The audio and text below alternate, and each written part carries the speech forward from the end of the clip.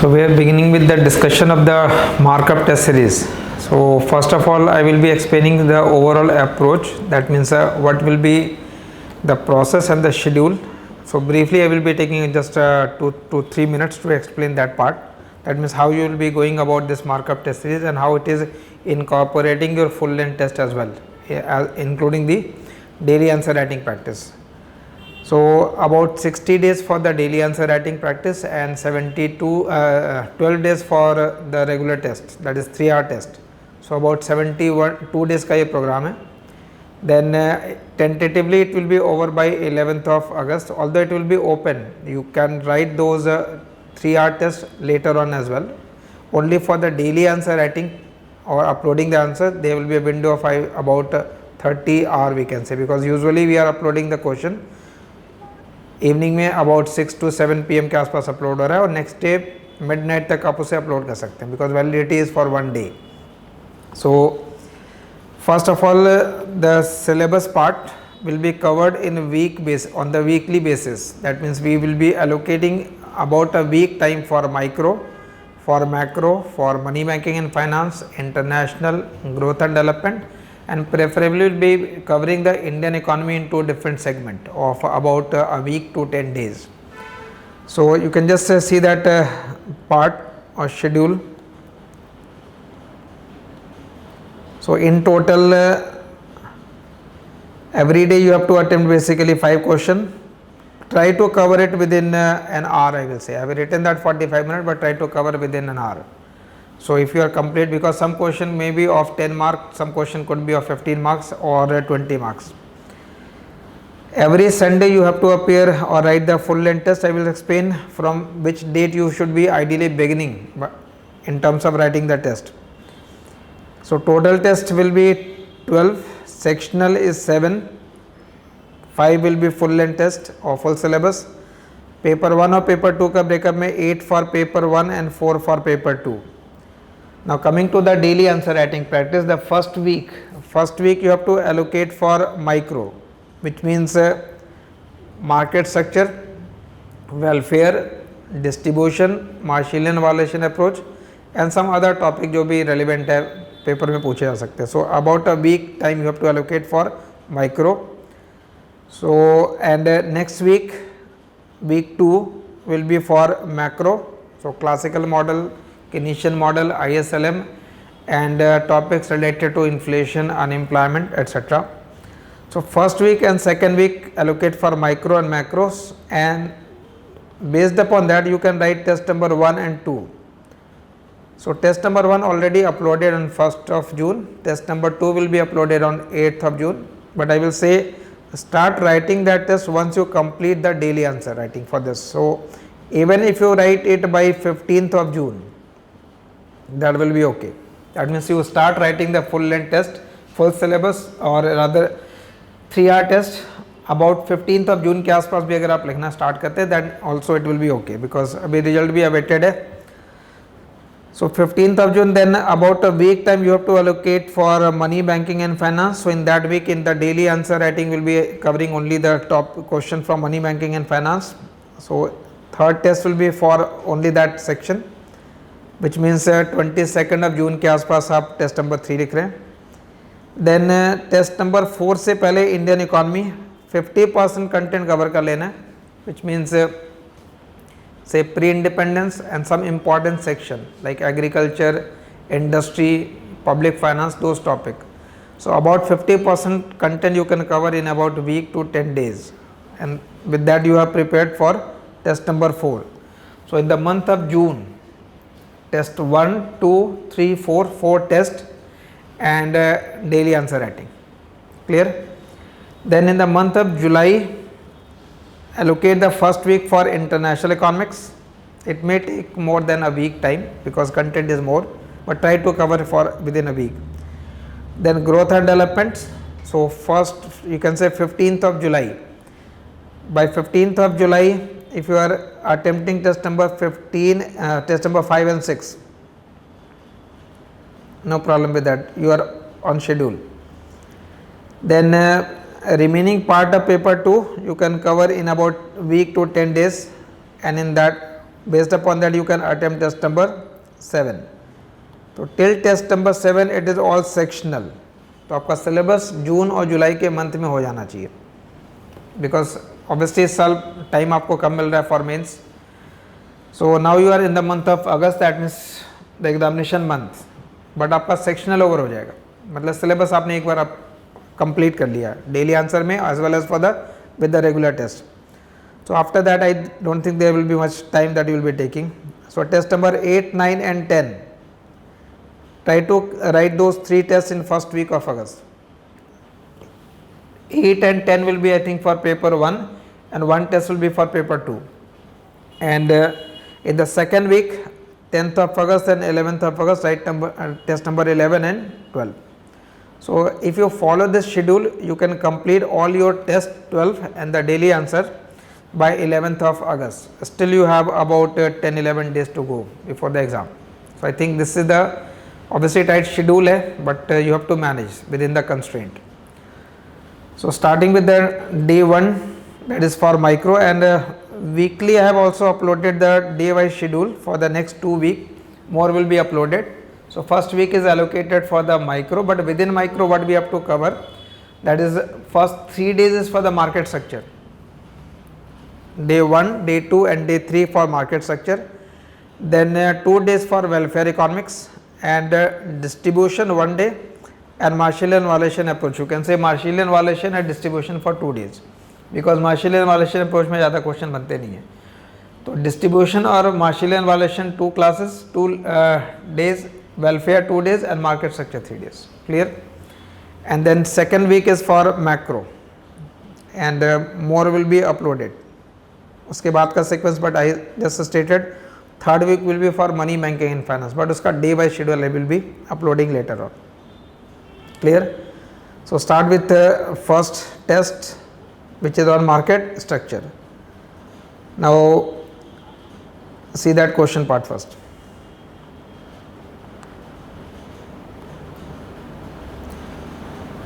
So I will try to keep a balance between the past year question and the new question.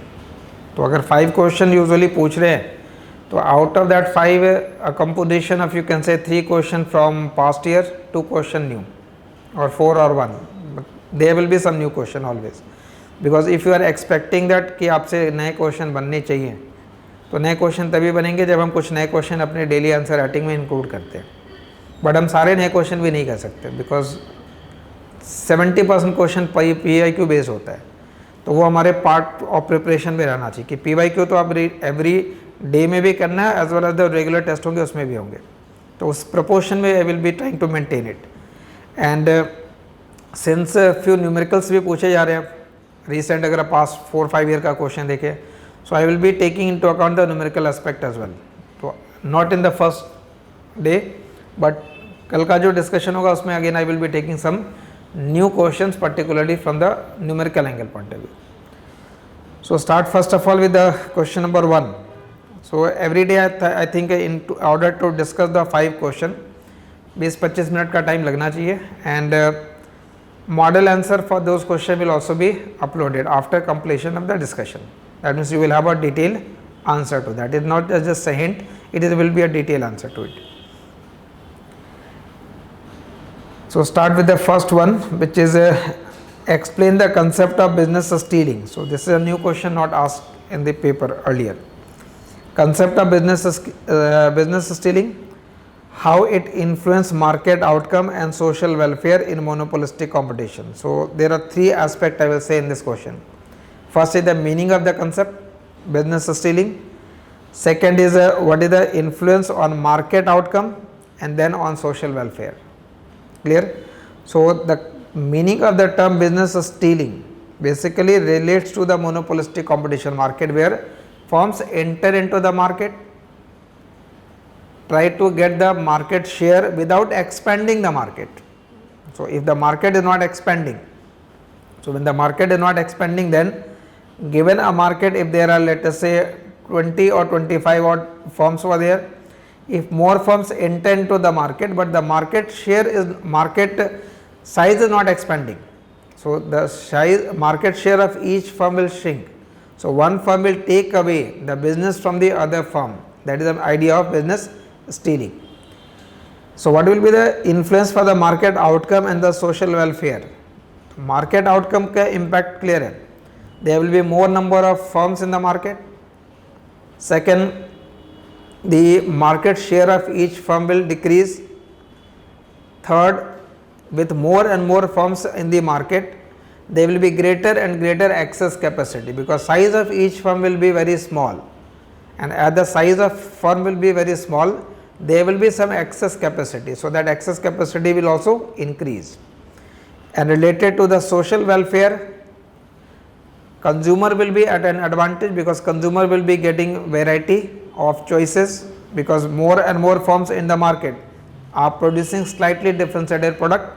So as a consumer it will be better in terms of getting variety of choice. But at the same time, due to monopoly power, firms will charge price greater than marginal cost. So charging price greater than marginal cost will imply lower consumer surplus. So consumer surplus will be less, and if price is greater than the marginal cost, we can say there will be allocative inefficiency as well.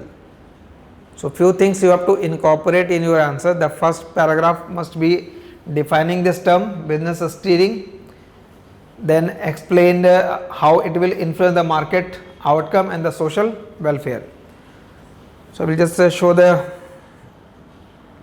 answer to this question. You can download this part, but try to define the term exactly. It is one thing to explain the idea in different words, or it is altogether a different thing when you explain or define the term as explained in any particular book. So business stealing refers to the phenomenon where new firms enter the market and attract customers away from existing firms, not by increasing overall market size, but by dividing the existing demand among large number of sellers. तो इस तरीके का अगर statement paragraph आपको याद हो, it will be better clear. तो first paragraph is basically defining the term business stealing. Second में just you have to elaborate. I am assuming that obviously next day से अब वो मार्क्स वहाँ मेंशन होंगे कि ये 10 मार्क है या 15 मार्क है. अगर कोई क्वेश्चन मार्किंग नहीं है तो आप उसे 15 मार्क मानते हुए 2 साइड में आंसर को एक्सप्लेन करने की हैबिट बनाइए. You may be requiring to explain more और less for the 10 mark, but just make a habit of writing on both side. ठीक है, but from tomorrow I will be just mentioning कि जो question है वो कितने marks का भी है. Then second paragraph, it in monopolistic competition, many firms sell similar but differentiated product. Also, entry and exit is free. Therefore, when a new firm enters into the market, it does not necessarily grow the market. In fact, it steals business from existing firm by attracting some of their buyers. So, we have just elaborated that business stealing concept in the second paragraph. Now, come to the second part of the question, which is how it will influence the market outcome and social welfare. So, it influences market outcome by increasing number of firms, reducing market share. You can write it in terms of point also, but prefer to write in the short paragraph. Increasing access capacity with firms operating below minimum efficient scale. So, 3 important points are there: increasing number of firms, reduced market share, and increasing access capacity.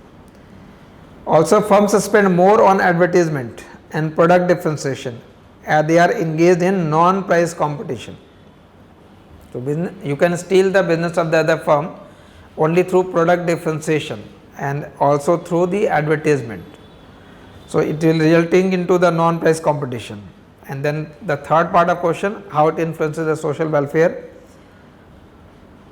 So, social welfare, as with more number of firms producing differentiated product, consumers benefit in terms of getting more choices. So, that is the first important benefit. But due to excess capacity and firms operating below efficient scale, there will be loss of efficiency. So, on one hand there will be a benefit in terms of variety of goods, on the other hand there will be loss of efficiency. So, mainly you have to incorporate that part to explain. And in addition, many firms produce similar product and engage in costly advertising which causes wasteful duplication of the resources. So similar type of products are being produced by large number of firms. So if you judge it from the society point of view, it is basically wastage of the resources also. Okay, and then you can just conclude that with a statement that business stealing in monopolistic competition leads to trade-off between greater variety and inefficiency. So there is a trade-off between more variety and inefficiency due to duplication of resource and excess capacity.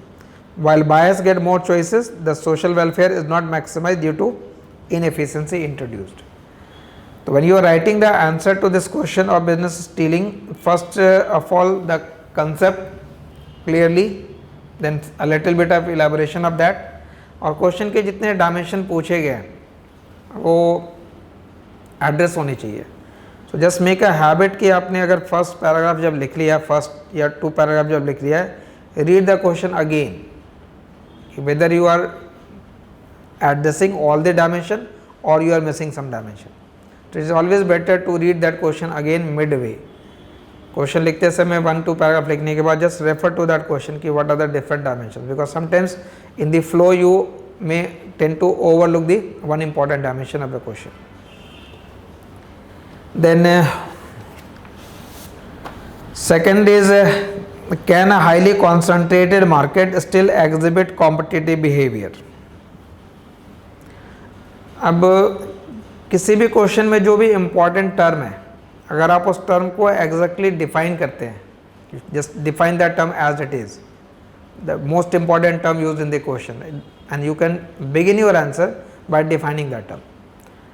So the most important term is the concentrated market. So just start writing by what do you mean by the term concentrated market or market concentration का मतलब क्या. And can a concentrated market still exhibit competitive behavior, मतलब concentrated market में behavior competitive हो सकता है या नहीं हो सकता, या इनहेरेंटली वो अनकॉम्पिटिटिव ही होता है.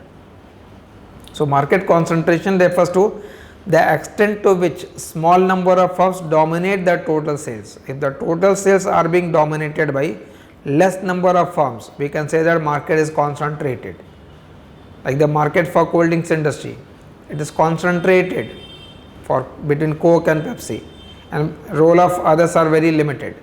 So market is basically concentrated. So market concentration refers to the extent to which a small number of firms dominate the total sales. But this does not mean that there is no competition. It does not imply that there will be no competition between Coke and Pepsi. So market can be concentrated, but still it can be very competitive. So what is the reason behind it? And you have to give some example to support your answer. Now first of all you have to define that term. So market concentration refers to the extent to which small number of firms dominate the total sales, but this does not mean that there is no competition. A concentrated market can show competitive behavior due to, now when a concentrated market can show competitive behavior, it can show competitive behavior if the market तो concentrated है but there is threat of entry, new firms can enter into the market. तो कंटेस्टेबल market concept कहता है कि if the entry and exit is relatively very easy, then even if the firms are not entering but there is a potential threat of entry, तो potential threat of entry will keep the existing firm, the established firm more competitive. So a concentrated market can show competitive behaviour due to threat of entry. If market is contestable and new firms can easily enter into the market, then existing firms may keep price low to deter the entry. That is one part. So it can be competitive in the presence of threat of entry. Second, if the buyers are strong and organized, number of firms कम है but जो buyer है उस product का they are organized. Sometimes the buyer could be the government, buyer could be the organized firms. So they will utilize that power. They will utilize that power. You can say the monopolistic power. And by using that monopolistic power, they will keep the firms more competitive in the economy. Then concentrated market can be competitive if economy is open and there is global competition. तो हो सकता है economy, domestic economy में concentrated market है, less number of firms dominating the sales, but the economy is open and goods can be imported from outside. So there is a global competition. So due to global competition also it can be competitive. Then give some examples of concentrated market: airline industry, smartphone, cold drinks industry, oil and gas industry. Another point is that high price sensitivity among buyer. High price sensitivity का मतलब है कि if one firm changes the price, the buyer can switch away from that brand to the other brand. Market concentrated है, there are few firms, but price sensitivity ज़्यादा है, they are more responsive to the price. So they can switch from one firm to the other firm. Then also with this even a few firms must compete on price and quality. For example, you can say mobile phone industry. And rapid technological change, अगर कोई ऐसा product है जिसमें technological changes ज़्यादा हो रहे हैं, तो with that technological change also the market can remain very competitive in certain. So rapid technological change in a specific market can make concentrated market more competitive. Example में Amazon Prime, Netflix, in the presence of effective anti monopoly mechanism in the form of regulator. तो plus अगर कोई regulator है, anti trust legislation है, anti monopoly legislation है, तो even when market is concentrated, the regulator can keep price equal to the competitive level. So there are some reasons for market to remain competitive despite being it is concentrated. So the concentrated market are not inherently uncompetitive. Inherent uncompetitive होंगे, it is not that. Then question number 3.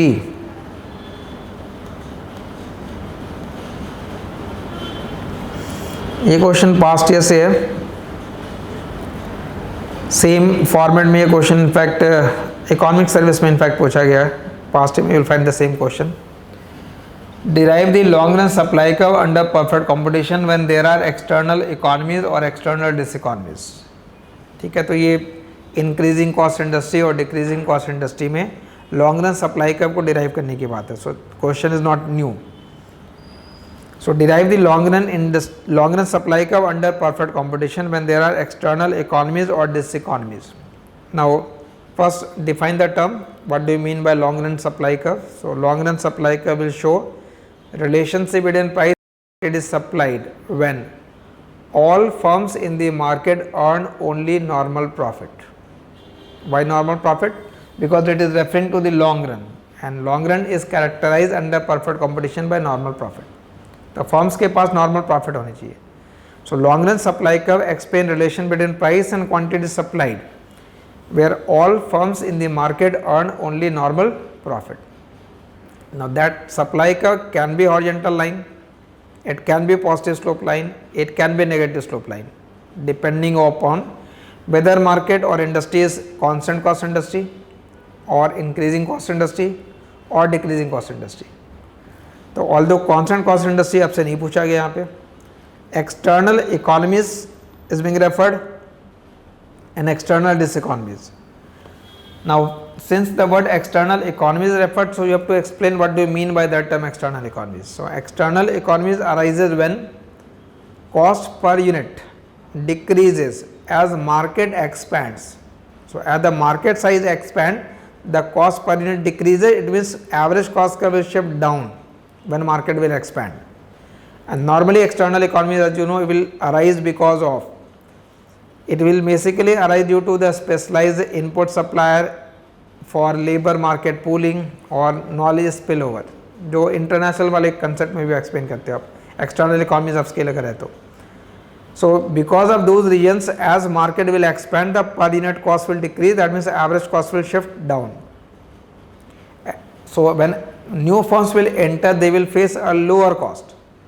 as they will face a lower cost, they can supply more of quantity even at a lower price. That is why the supply curve will be negatively sloped for the case of external economies. And in the case of external diseconomies, as market will expand, the per unit cost will increase. So if it will increase, remember the concept of market is product specific. कुछ product में external economies हो सकते हैं, कुछ product के अंदर external डिसइकोनॉमीज हो सकते हैं. लाइक एविएशन इंडस्ट्री है, तो अगर मोर फर्म्स एंटर करेंगे, they are requiring more skilled pilot, skilled technician staff. So if there is shortage of those skilled staff, then price paid to those staff will increase. That will increase the input cost, and therefore firms or industry can supply more of it only at a higher price. In that case, the supply curve will become positively slope. तो अब यहाँ पे पहले आपको long run need से supply का meaning बताना है, फिर एक्सटर्नल इकोनॉमीज और डिस इकोनॉमीज का कंसेप्ट ऐसे आप एक्सप्लेन कर सकते हो इस फॉर्मेट में.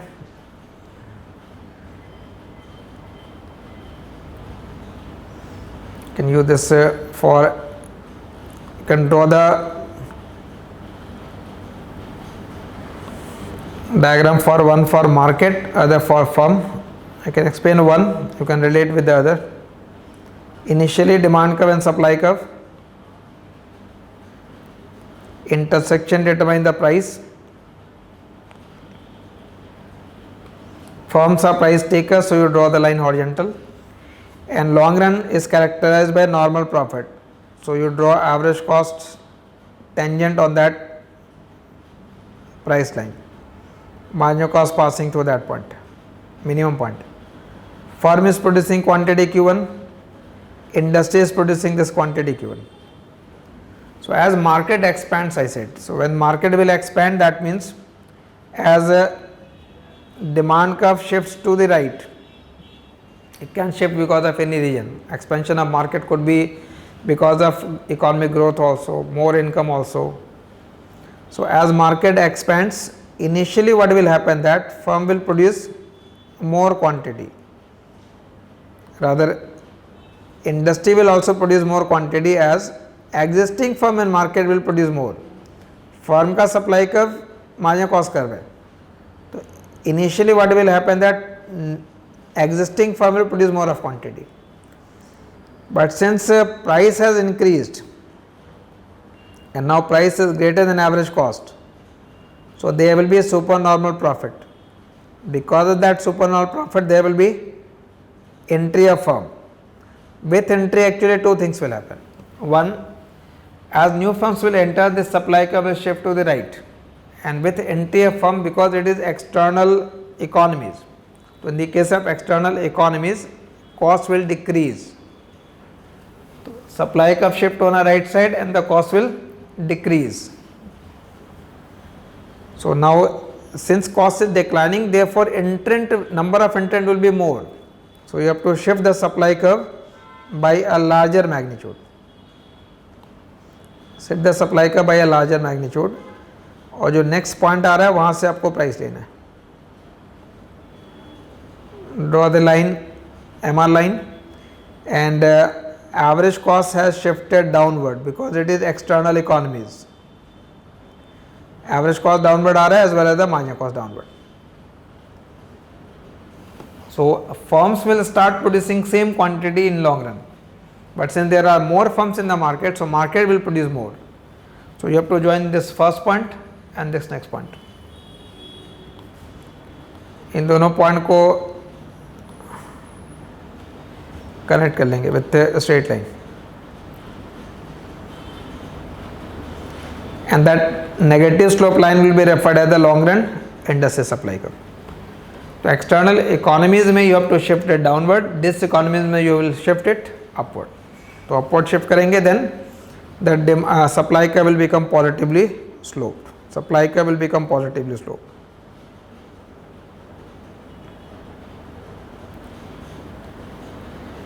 Clear?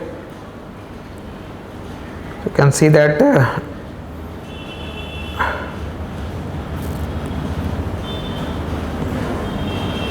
long run industry supply का पर explain कर देना. Explain the relation between market price and quantity supplied by industry, where all existing firm in the market earn normal profit. It can be horizontal line, negative slope or positive slope depending upon whether there is increasing, decreasing or constant cost industry. Then just answer according to the question. In the case of external economies of scale, cost per unit decreases as market expands. It is also referred as decreasing cost industry. External economies arises mainly because of, तो आप वहाँ पे reason बता देंगे कि why this external economies may arise and in which type of industry generally it may arise. Then explain with the diagram.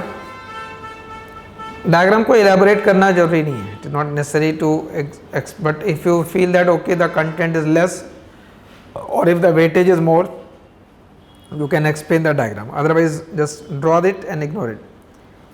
Then external diseconomies, meaning part, a reason of it and conclude with the diagram. ठीक है, ये question हो गया external और internal economies of scale के लिए. Now this fourth question again, ये past year का क्वेश्चन है, 24 में ही क्वेश्चन आ रखा है, परसीव्ड अ प्रोपोर्शनल डिमांड कर्व. और ये क्वेश्चन इनफैक्ट टेस्ट सीरीज में पहले भी कई साल से, ब्लिसपॉइंट के टेस्ट सीरीज में ऑलरेडी ये काफ़ी साल से पूछे जा रहे थे question. It is not from the, now it is from the past year, but last year से पहले तक ये question, this question was not never asked, but ये टेस्ट सीरीज में हमेशा पूछे गए थे question as it is, differentiate between the perceived and proportional demand curve. Fortunately last year के पेपर में as it is compulsory question में आ गया. Differentiate between perceived and proportional demand curve, and in monopolistic competition explain why proportional demand curve is steeper than the perceived demand curve. So perceived demand curve is basically the planned sales demand curve, and it shows how much demand goes to a firm when one firm changes the price assuming that others will not react. It is the perception. So in the monopolistic competition market, one firm believes that when one firm changes the price, it expects that others will not follow the change. So perceived demand curve is basically the planned sales, how much quantity a firm planned to sell at different prices, assuming that others will not follow. But if others will follow, then the amount of sales that will go to one firm will be different. That will be determined by the proportional demand curve. So the difference between perceived and proportional demand curve has to be explained, and you can explain it. Suppose one firm has drawn a perceived demand curve, it is planned sales demand curve. So in the monopolistic competition market, remember there are many firms. Out of different firm, एक particular firm के लिए हमने perceived demand curve draw कर रखा है. It means at any particular price P1, how much quantity goes to that firm, say it is Q1.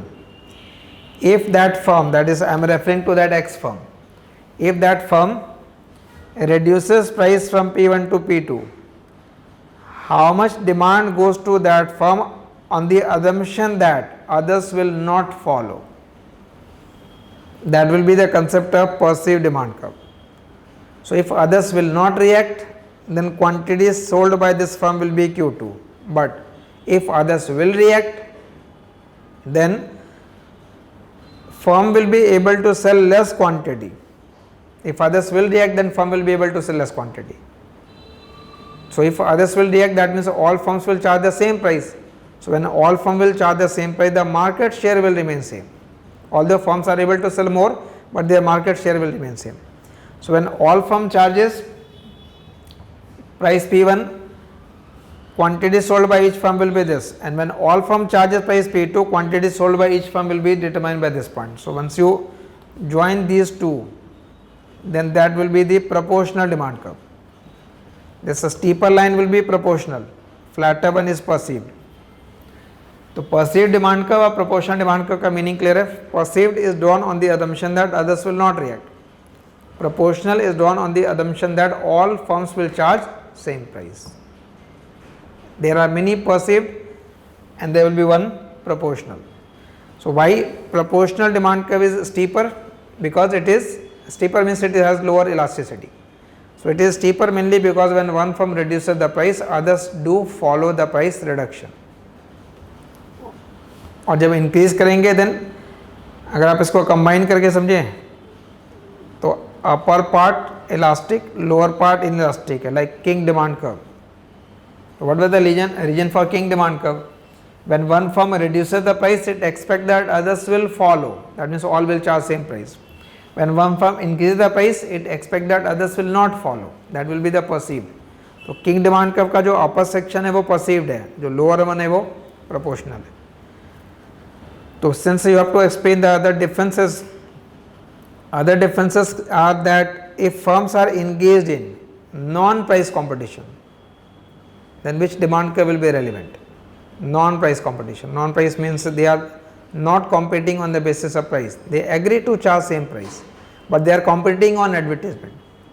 So if they are engaged in the non-price competition, then proportional demand curve will be relevant.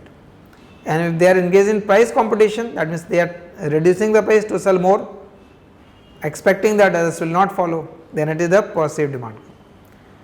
तो ये आप answer के format में ये description perceived और proportional का मिल जाएगा. You will getting this.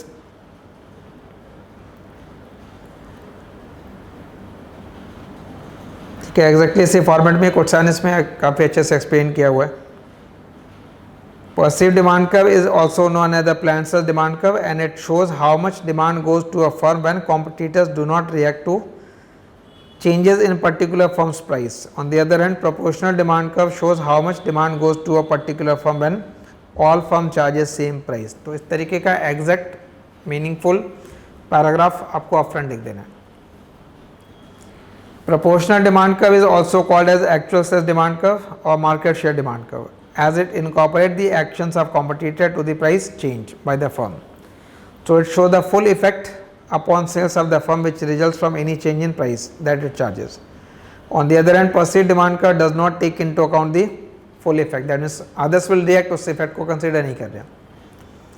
The actual sales demand curve is locus of points of shifting planned sales demand curve, that means there can be many planned sales demand curve, 1, 2, 3, but actual sales demand curve will be one, only one line. It is locus of various shifting perceived demand curve. ये price competition non price competition के अंदर कौन सा demand curve relevant होगा वो बता दिया, और स्टीपर होने का लॉजिक बता दिया कि भाई proportion will be steeper. Clear? So explain. Obviously 10 mark का अगर क्वेश्चन है तो 2 फुल पेजेस नहीं चाहिए, 1.5 पेज में के अंदर भी कंटेंट अगर आपने लिख रखा है that will be enough. Then the last question 5th is discuss how conjectural variation affect firm's decision about output and price. Use examples to show how different conjectures influence firm's behavior. अब ये question I think 2021 या 22 में है. What do you mean by conjectural variation and show how different models are based upon that conjectural variation. तो this is again the question from the we can say the past year. So what is the meaning of the term conjectural variation? Define that term first. So conjectural variation is basically a belief about how other firm will react to any change in price or quantity done by the first firm. So if one firm is changing its price or quantity, how it is basically the belief made by that firm that whether other will react or not react, other will change the price or not, other will change the quantity or not. So like in the coordinate model, when one firm decides its own quantity, it assumes that the quantity produced by other firm will remain same. That means conjectural variation will be 0. There will be no variation in that other firm quantity. Burton model में when one firm decides the price, it assumes that the price charged by other firm will remain same. In King demand curve model, when one firm increases the price, it assumes that others will not follow.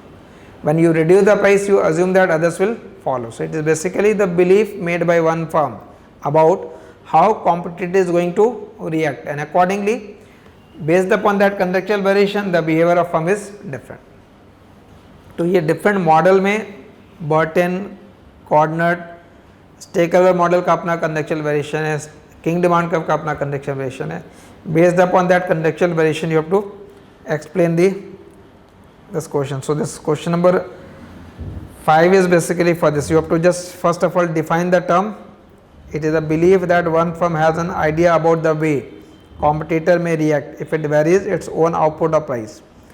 The firm forms a conjecture about the variation in other firm's output that will accompany any change in its own output or price. अब ऐसे definition आपको याद रखने पड़ेंगे. ठीक है, if you learn those statement upfront वो लिख देंगे, this will give you exactness. मतलब स्टेटमेंट को पढ़ के लगता है कि obviously examiner also know that ये टेक्स्ट बुक का लैंग्वेज है, it not the student language, but that is the way, वो this is the way in which it is preferred by the UPSC. You will be getting more score or marks only when you write in the textbook language. So writing in the textbook language, but that is not easy. So you have to basically practice it for multiple times, only then it will come. तो contextual variation meaning है, फिर इसको अलग अलग example से explain कर रखा है, कोऑर्डिनेट मॉडल के एग्जाम्पल से, बर्डन मॉडल के एग्जाम्पल से एंड सो ऑन. क्लियर. सो ये 5 क्वेश्चन थे फर्स्ट डे के लिए, जिसमें एक कॉम्बिनेशन है for the old question, past year question as well as for the new question. So this practice will continue. So I have just shown that it is basically a 60 days for the daily answer and 12 days for the regular test. So we have started with the first day discussion. So every day about 6 to 7 PM के बीच question upload हो जाएगा. Next day midnight तक आप उससे upload कर सकते हैं answer, and 1 day lag के साथ डिस्कशन होना है. मतलब डे 1 का डिस्कशन डे 2 में होना है, डे 2 का डिस्कशन डे 3 में होना है, and this will go on uninterrupted till 11th of August. Clear?